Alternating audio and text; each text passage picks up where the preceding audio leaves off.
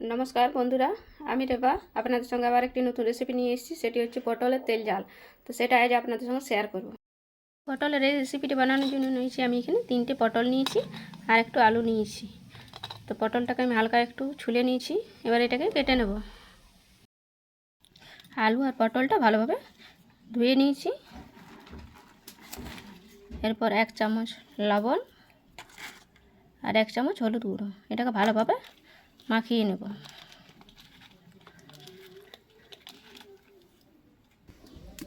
একটা কড়াই চাপিয়ে দিয়েছি, এবার এর মধ্যে কিছুটা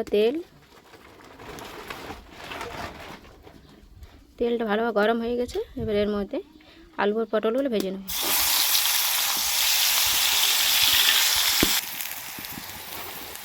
এই দেখুন আলু আর পটলটা কিন্তু ভালোভাবে ভাজা হয়ে গেছে। এবার এটাকে আমি তুলে নেব।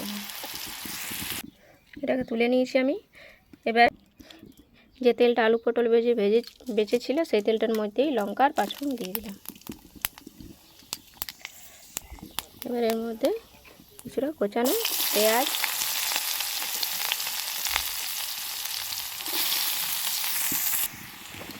পেঁয়াজটা কিন্তু আমার হালকা করে ভাজা হয়ে গেছে। এর মধ্যে এবার একটা টমেটো কুচি,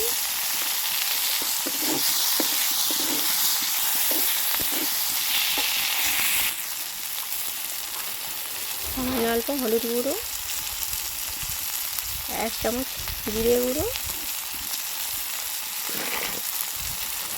সামান্য অল্প লবণ দিয়ে এটাকে ভালোভাবে মিশিয়ে নেব। দেখুন মশলাটা ভালোভাবে কষানো হয়ে গেছে, তেল ছেড়ে দিয়েছে। এবার এর মধ্যে ভেজে রাখা আলু আর পটলগুলো দিয়ে দেবো।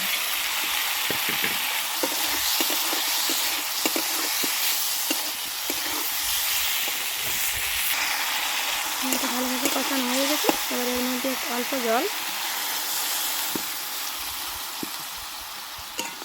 এটাকে ঢাকা দিয়ে 5 মিনিট রান্না করে নেব। দেখি 10 মিনিট পরে কি সুন্দর এটা সিদ্ধ হয়ে গেছে। এবার এটাকে নামিয়ে নেব। দেখুন এবার নামিয়ে নিয়েছি। দেখুন তৈরি হয়ে গেছে পটলের তেল ঝাল। তো এভাবে বাড়িতে বানিয়ে খাবেন, অবশ্যই ভালো লাগবে। ভালো লাগলে অবশ্যই পেজটিকে ফলো করবেন।